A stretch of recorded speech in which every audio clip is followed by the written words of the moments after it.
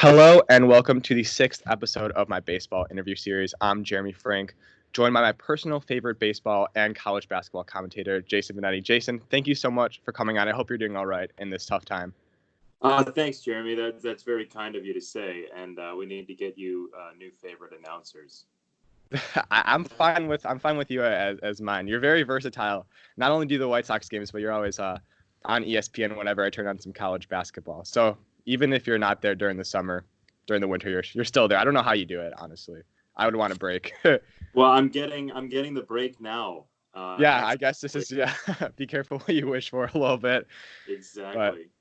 But yeah, so I want to start by talking about what you're currently doing on your Twitter. So do you want to explain that to people who don't know and your motivation behind it? Yeah. So I had seen a lot of my colleagues doing a lot of things involving play-by-play on Twitter, and I thought they were hilarious. Like Joe Buck has been amazing at calling videos and things like that. But for me, what hit me hardest about this whole situation is seeing all the people who are alone and seeing the people who are sick and alone. Because one of the things that heals all of us when we're sick is having people take care of us. Like that's true. And there are some people who that just can't happen for. There are people who are alone. So about 6-7 days ago, I thought that it might be interesting to ask people to send me their letters to loved ones and things that they wanted to say to their loved ones. Like, you know how it is. Sometimes you have things you want to say to people and you just can't, like, you can't bring yourself to actually say it because there's a history or whatever the reason.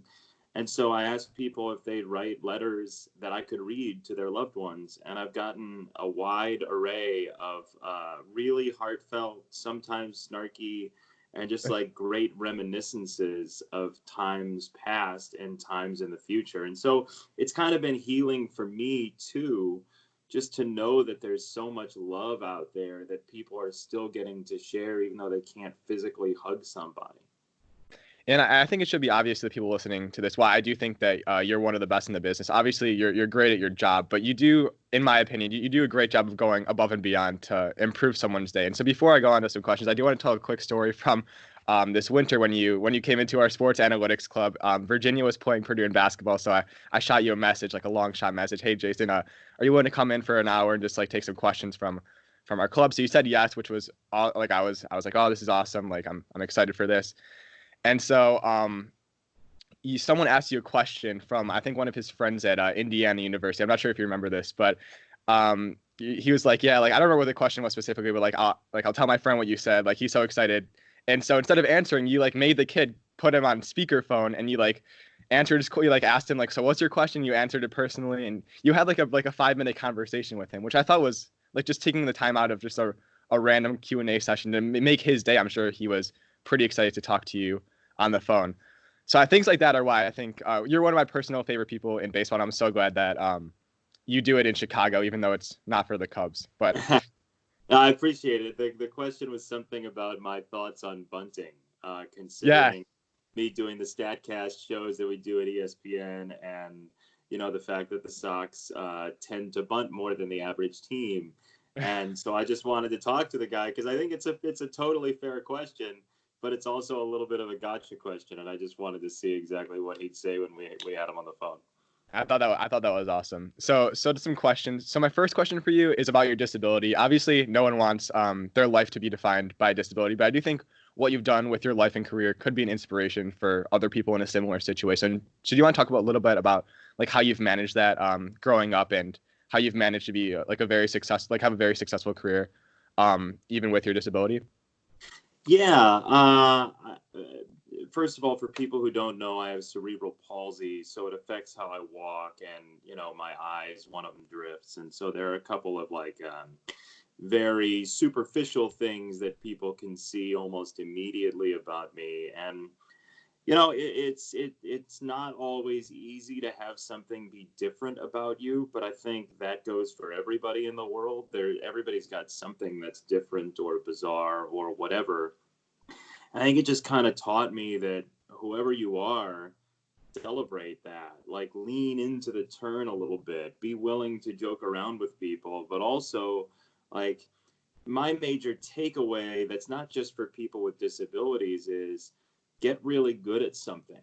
Like find something that you love to do and get really good at it. And like whenever I hit a roadblock in my career, leading up to getting the Sox job or working at ESPN or growing in the types of games they gave me, my response sometimes was to get frustrated. And then after a short while of venting, I'd be like, okay, what can I do about it? And the answer almost always is make the work even better and better and better and better and better. And in a subjective industry, the toughest part is realizing that like some people are just not going to like you. But you can do small things to change how much people like you and the work. And every time there was a roadblock, my goal was to make the work even better, be a better partner, make my voice more resonant, like work on tone, nail a big moment, like whatever it might be. There are these small, intricate details of how to call a game that people hiring don't necessarily care about until it's presented to them in tape form. And they're like, oh, I really like that. And I didn't like him just a couple of years ago. So my takeaway from having a disability is like, okay, there are some people who immediately were probably like, oh, yeah, we can't put him on TV or whatever. And then the work gets better and better. And now they have a reason to put me on TV. So I guess you sort of answered my next question, changing gears a little bit, but more like about just broadcasting in general. I know a lot of people, a lot of young people, it's their dream job to be like to do what you do. So how, I know you kind of mentioned that in your answer, but how do you, like, if you're in high school right now, or you're in middle school, or you're in college, how do you set yourself apart from everyone else who, I mean, there are only a finite number of jobs for major league teams or for NBA teams, NFL teams, minor league teams, college teams. How do you set yourself apart to make yourself the best announcer or broadcaster that you can be? Yeah, it's a really interesting question, and the answer is in your heart. I mean, like figure out what you love and what speaks to you most, and go do that. And I think the great ones have had that heart that comes through in the big moments, or even in the small moments. Like that's why I love baseball, is because it's an opportunity for us to see somebody in the crowd and just riff a little bit. Like it's people watching in general. It's like you go to an airport and you look around, there's stories there for days. Just everybody's got their own story. And so I think if I'm going to give advice to a young person, number one, it's do a lot of it. Like we're home for however long we're home for. Every day, literally every day, pull up a game. It can be the Jason, same I, game. I lost you for a second there. Can you say that again? I'm sorry. Yeah, you still got me now? Yeah, I Hello. just missed what you just said. Okay. So if I'm a young person right now who wants to call games, what I really would do, like you're home for however long we're home for. So there are not going to be any games that you can go make tapes at. Every day while this is going on, every day, take some time, pull up a game on YouTube or MLB TV or NBA TV or NHL or whatever it is, and call the game. Just like get reps, do it over and over and over again, and try and change things. Like make your voice a little bit lower, a little bit higher, or like draw out some words, or use different phrasing, or whatever. Like every tape you do something different, make something a variable, like isolate something and change it. And then the other thing that I would say is figure out what's in your heart. Like, who do you like to be? Every musician has an inspiration. Like the Eagles lived in the same place as Jackson Brown at one point, according to the documentary of the Eagles on Netflix. And Okay. like they heard him over and over and over again doing the first couple bars of Doctor My Eyes, the Jackson Brown song. And there's this moment where it's just like they were so sick of him playing doom doom doom over and over again at the beginning of it, but that's the way they kind of learn to have detail orientation. And every musician, what I'm getting at is has an inspiration. Do that if you're a budding play-by-play announcer. Like figure out who you really like, imitate them, figure out what it is that makes them good, and then find your own path with that as the guide, as the North Star. But you got to do a lot of it, and you have to be willing to take some risks as well. And that's why making tapes that literally nobody's going to hear except for you in your basement, in your room, whatever it is. Like, go do that. Interesting. So did you grow up a White Sox fan? I think you went to Homewood Flossmoor, which is in the Chicago area. Correct me if I'm wrong. But did you grow up a White Sox fan? I did. I grew up a Sox fan. I grew up a Bulls fan as well, because like you grew up in the '90s and Jordan's just beating the Yeah. crap out of everybody.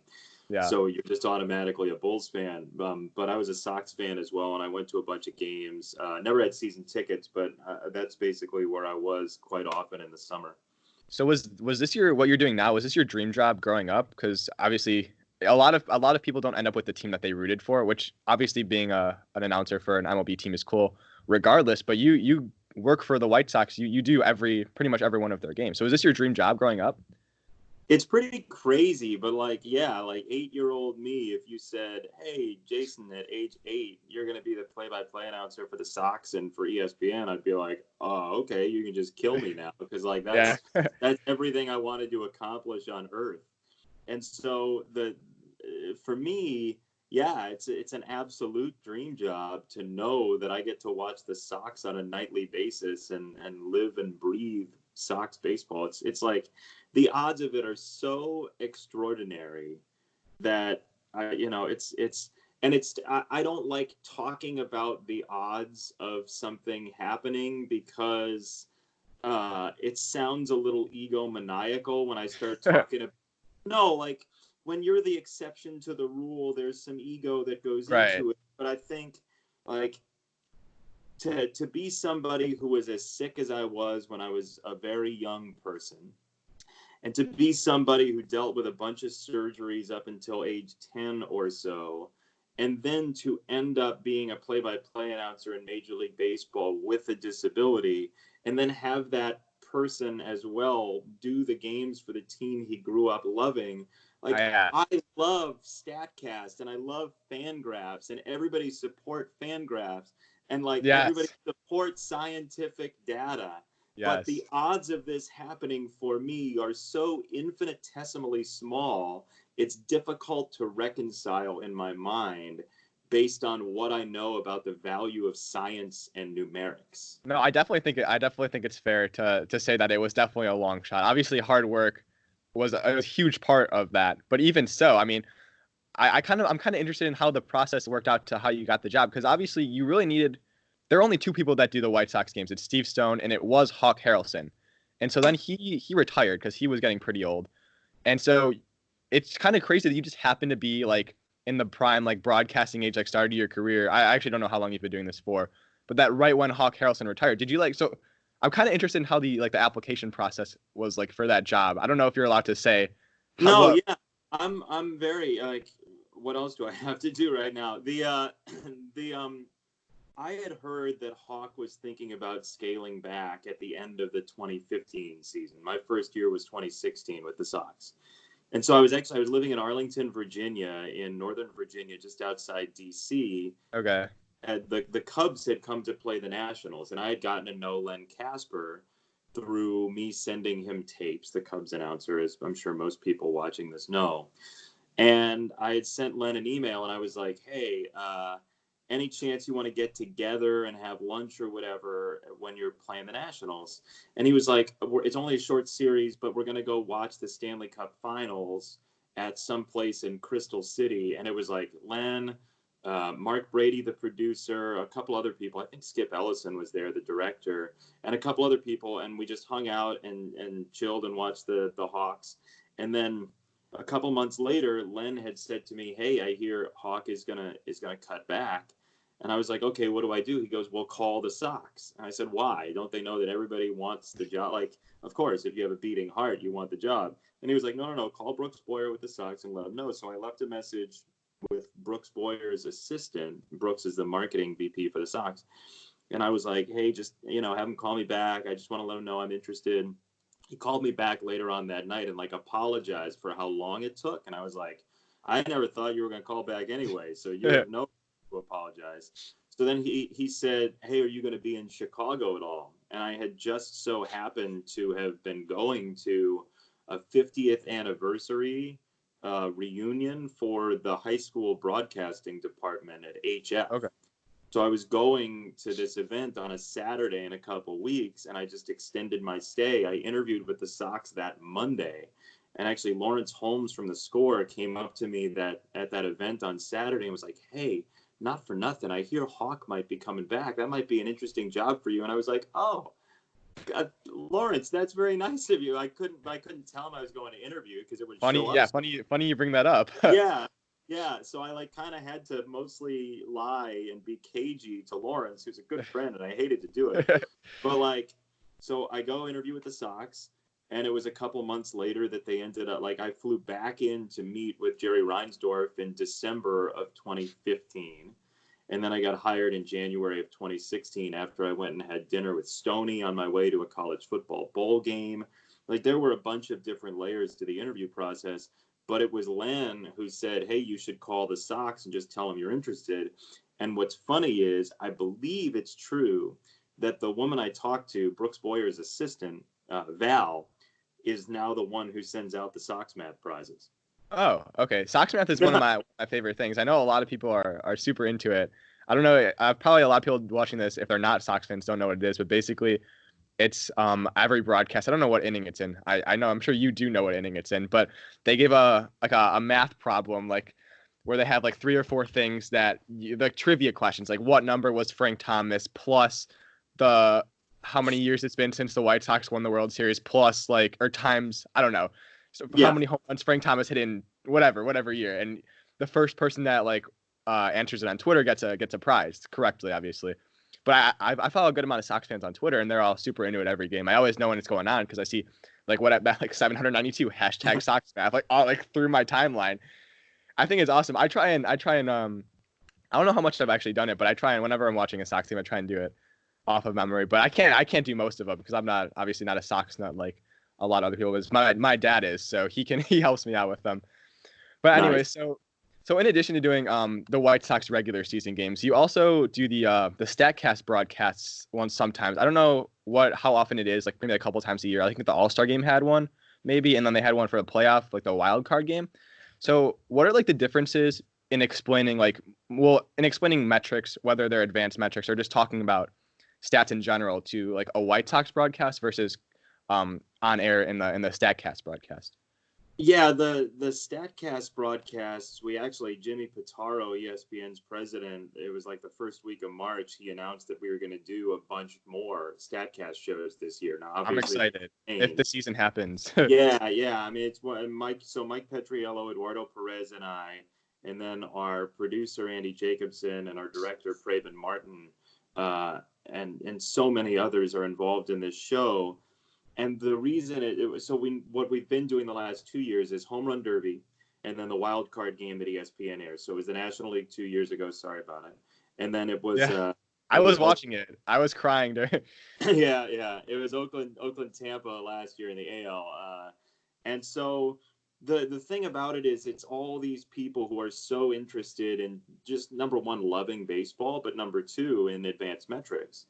And so we all just get together a couple weeks in advance of the game and we basically download what we think about the teams. And Mike Petriello, Statcast guru as he is just an invaluable resource for those because we basically run down through the players and we all talk about what we think of them and tendencies and trends and big picture topics having to do with what baseball's seeing right now, considering the science and all of that. And so we know our audience for those games, and it's people who love baseball and it's people who love stats. So we can aim that direction. But I also, the first time we did it, I basically was like, well, there is time for stories, right? And everybody at ESPN was like, look, baseball's cornerstone is its stories. And yes, absolutely, we want news and stories and yarns about the players.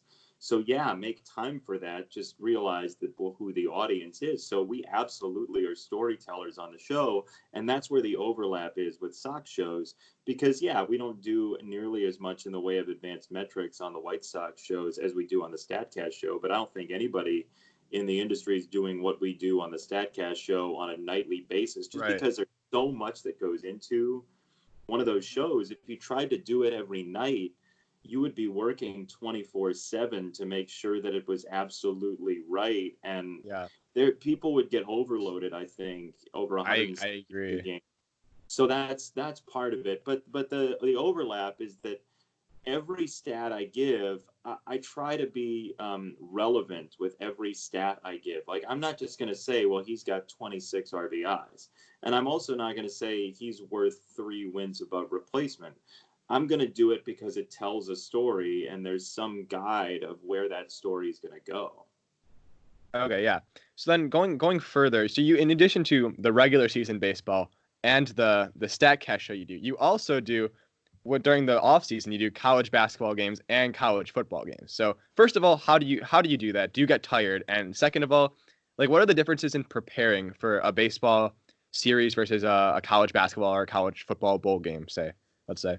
Yeah, baseball. I do my research basically in the off season for baseball. My grand research. I have a Word document on my computer with all the players, and I control F in game to remind me of stories. But I've got it organized by team and things like that. For football, man, we get our assignments. I don't think a lot of people know this. We get our assignments typically for college football Sunday. We Wow. find out where we're going to go the next Saturday. So, Wow. like, you get the game Sunday, you start watching tape Monday, Tuesday, Wednesday, you cram, travel Thursday, meetings with coaches on Friday in person, and then Saturday do the game. So it's like it's this constant, like, you've got to be ready, but you can't know the teams in advance. And I just put together a giant board of all the players and write as many notes as I think I'm going to need in game. And then for basketball, it's basically like, especially because I did a lot of Big Ten this year. So I just have a board basically for every team. I actually have one sitting right here. I don't know what this is. This is just, here's what I'm looking at. Basically, this is Nebraska and Ohio State. And it's like, it's just got each individual player. It's got some color coding on it and some notes about players, but handwritten somewhat and then typed in somewhat. Interesting. Yeah, Nebraska was running out of players. I'm sure it was kind of hard for the guys that hadn't even played that. Like, are these guys even gonna? Because they had a lot of guys that didn't at the end of the season. I use legal size, but like there's a lot of room for more guys because they only had 9 at that point. Yeah. And then during the tournament, like the one of the 2 games that actually got played was against Indiana, and they had a couple of football guys on the on the team just in case, which I think is hilarious. They had this big dude who looked like sort of a biker. He had like it was good stuff. I'm a huge Fred Hoiberg fan. Like, I think he's a really good dude, and so I hope they do very well. But he was down to his last couple guys this year. So when you're not doing baseball, college basketball, or college football games, and you're not sleeping and not eating, are you watching other sports games, or are you just taking a break like altogether? Like, are you studying like, oh, the White Sox are going to play the Twins next series, I better tune into the Twins-Royals game, or are you just like, nah, I'm taking a break, playing some video games, stuff like that? You know what? I do watch some. Most of the sports I watch is taped for a next game. Like, if we're at dinner with a crew, it'll be on in the background and we'll be watching and commenting about it because like that's where we live. But when I get home, and it's funny to talk about now because for the last 18 days I've literally done nothing. But when I get home from games, I kind of just like to shut it down and like do a crossword puzzle or read or like just catch up on life a little bit. And so it's just this constant flow of game, prep for game, shut it down a little bit, get back on a plane, prep for a game. Yeah, I don't watch as much sports in my leisure time as I used to, simply because there's sensory overload. Yeah. But also in the last couple of weeks, it's been like, where the hell's sports? What are we doing?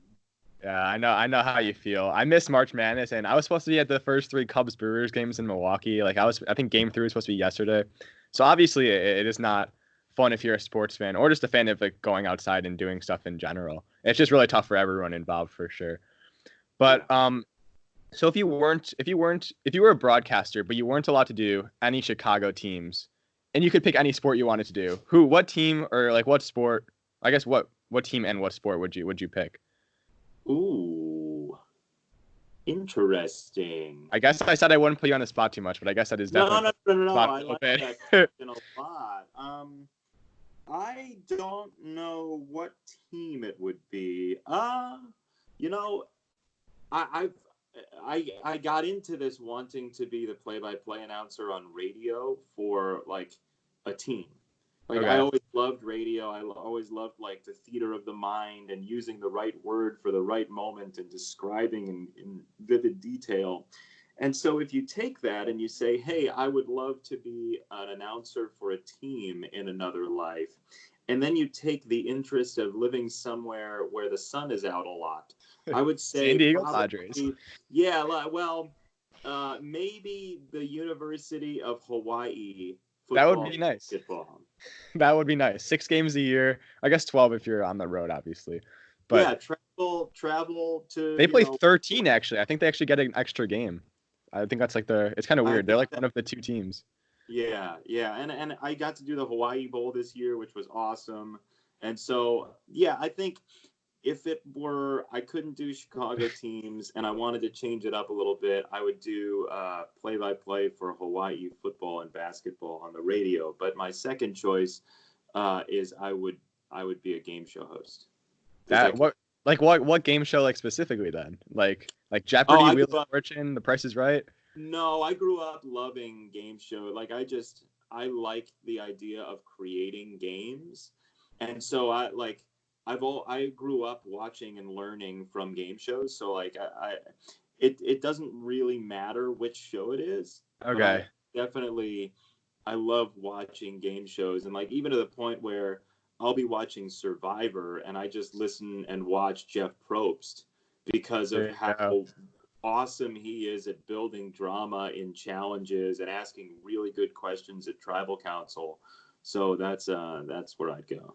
There you go. So you've obviously been watching sports probably more than anyone listening to this. You probably watched more hours of sports than anyone else has. So if you had to pick like one of your favorite memories, whether it was while you were like broadcasting a game or whether you were watching it from home or at the game when you were younger, baseball or not baseball, what would you pick for your favorite memory? In 2003, I was a sophomore at Syracuse when the Orange Men then won the national championship. Okay. That's And always fun. yeah, as a Wish I could sophomore, relate. right? Yeah, well, I'll be a sophomore next year. This is gonna be like a perfect lineup. yeah, you gotta. I mean, if only Kihei Clark wouldn't have done what he did 2 years ago. We don't talk about it. Whenever it's on like ESPNU, they're showing like the flashbacks. I'm like, nah, we're changing the channel. Yeah, I'll watch the Tennessee game over and over again, but I'll forget what happened after that. they should show the Purdue Virginia game from this year. That would bring a smile. They did show it on BTN one time. I'm like, wow, it's like 30-8 right now. Yeah, It's almost Sasha halftime. 900 threes. And it was funny in sports analytics. I'm like, Purdue's gonna get killed in this game, Jason. Like they're so bad. Like there's gonna be a beatdown. Dockich and I were talking about it. That's the first game we ever saw where the over/under was 100. It was it ridiculous. Barely got to three figures. Yeah, there was a Ken Pomeroy article about it too, like why the over/under should never be under 100. Yeah, it's crazy. But as a sophomore, I wasn't calling games at that time, but I was a reporter for the student radio station WAER, and what I did was I went down to Marshall Street, like the main drag of student bars, and I watched the game with random students and interviewed the random students and put a package together. And it was just so fun, like watching people climb trees on campus after I'm sure. Title. Yeah. So it's funny you said that because I was up pretty late last night and they were just showing some random games on ESPNU from this season. And one of them was actually the Notre Dame Syracuse game, which you were doing. I think it was with Dockich. So like deep down in your heart, like obviously you're not supposed to root for anyone when you're announcing, like obviously you root for the Sox when you're doing the Sox games, but you're doing a Syracuse Notre Dame, like you're supposed to be neutral for this. Are you like deep down in your heart, like hoping Syracuse pulls out a win or? I already had my experience of them winning a title while I was in school, which was awesome. But like just for the shared moment of it, I love Syracuse and what it did for me. But deep in my heart are the people much more than it is like the sports team. So yeah, I'm more knowledgeable about Syracuse than I am most other schools. But I'm really not sitting there rooting for them. Like I can separate that. But that was Dan and I have talked about that since. that was one of our favorite games of the college basketball season. It was like made three after made three after made three, and then like John Mooney's just throwing people around and putting back shots. Like it was like 90 to 89 or something, I think. Yeah, it was up. It was like from like 2 to 4. I turned it off while it was. I didn't see the end of it, but it was a fun game. But so when you were at Syracuse, did you study like broadcasting? You mentioned you worked for the like the newspaper. Did you study something related to like newspapering? I don't know. No, I was reporting? working at a student radio station at the time. It's called WAER, and like Mike Tirico, Oh, okay. and all these like amazing people have come through there. So I studied broadcast journalism, but I came in with AP credits in econ and psych as well. So I ended up getting 3 majors, but only because I had credits. Like it's not, that's like the humble brag to beat all humble brags. But my main aim was broadcast journalism. And they're great professors. They're awesome professors at Syracuse, but also like, this student radio station lets you do play-by-play for football, basketball, and lacrosse every year. Like the students get to travel and go to every game. So that's cool. Amazing. It's funny. So you mentioned you like major in 3 things. So it's funny because Syracuse has recently added actually they were probably the first ones to add a sports analytics major. Do you think if you were going to Syracuse now with the same aspirations as when you were in college, do you think you would have tried majoring in tried studying that as well? I would have taken some classes for sure. That's such an appealing option for a lot of kids who want to get into sports. Because a lot of people go into sports management, which is, if you want to work in sports, not a bad option for sure. But sports analytics, if you really want to work in like a front office, there's no major that's setting you up for better than sports analytics is.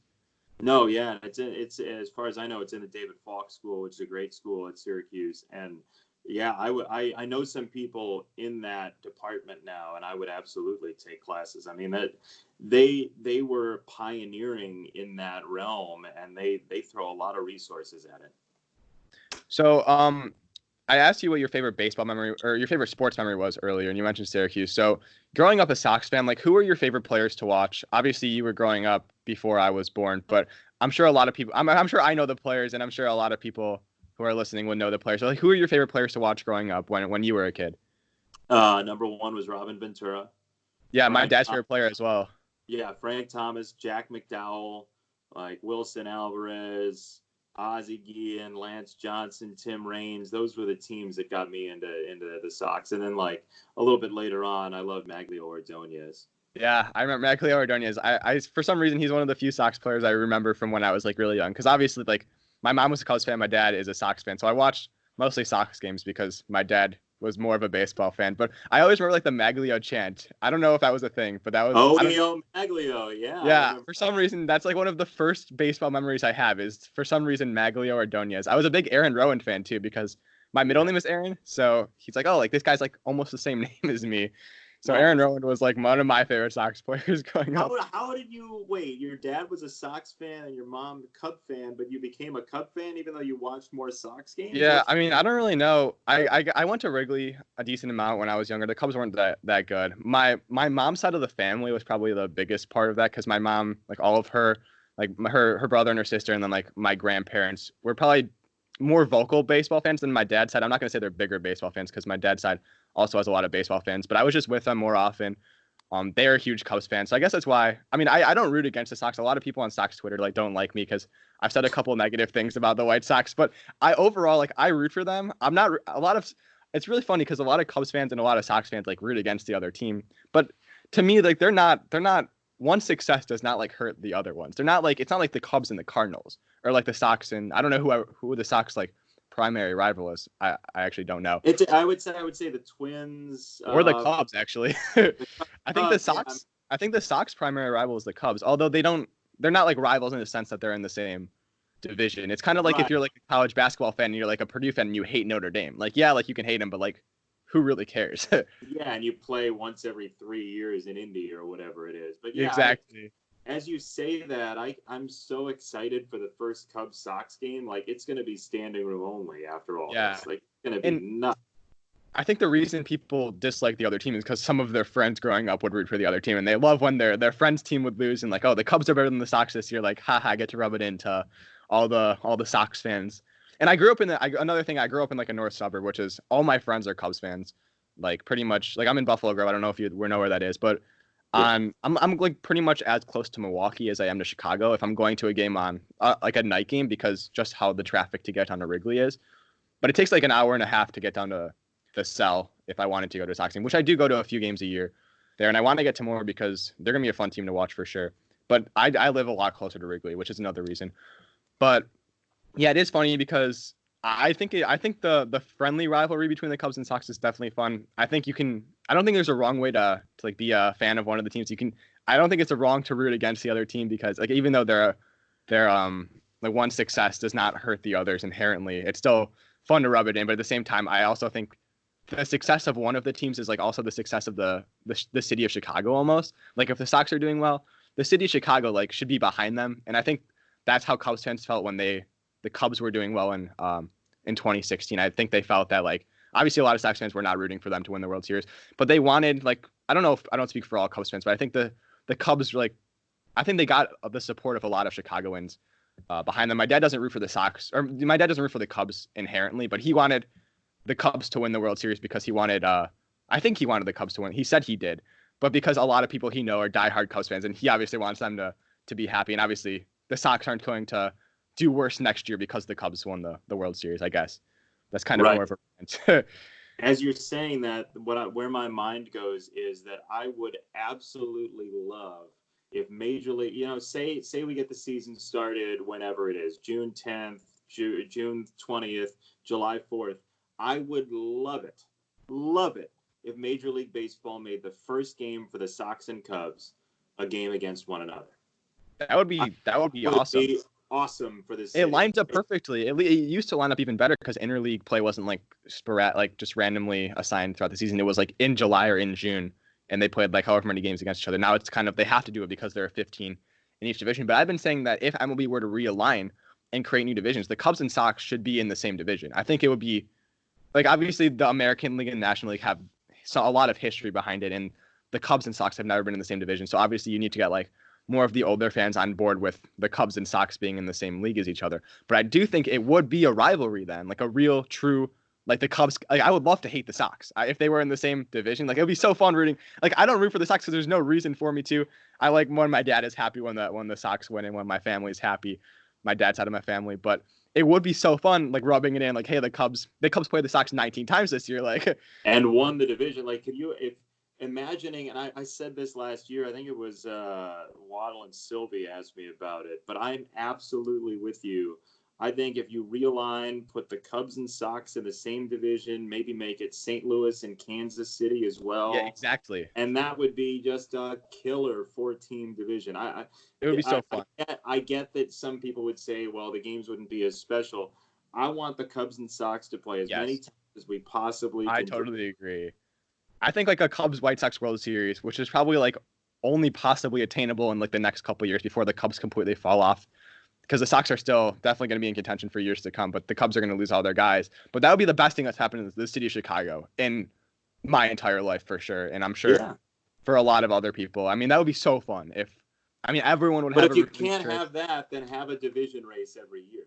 Exactly, that would be 10 times better because the Cubs and Sox aren't going to play in the World Series every year, obviously, or even any year. So I think it would be so fun. And it kind of doesn't make a lot of sense that, like, obviously it's kind of easy to justify things when it's kind of the way they've always been. But thinking about it, why are the Yankees and the Mets not in the same division? It makes sense travel-wise. They don't really have to travel to play each other. Same with the Angels and the Dodgers. Obviously, the Angels aren't in Los Angeles. But it's easy, like, oh, history-wise, like, it's always been that way. But if you were making Major League Baseball right now when we're separating into divisions, all of the teams in the same city as each other would be in the same division, you would think. But that's exactly why this is an awful virus that's creating so much upheaval in so many people's lives and danger and all of that, right? But we're going to get through it.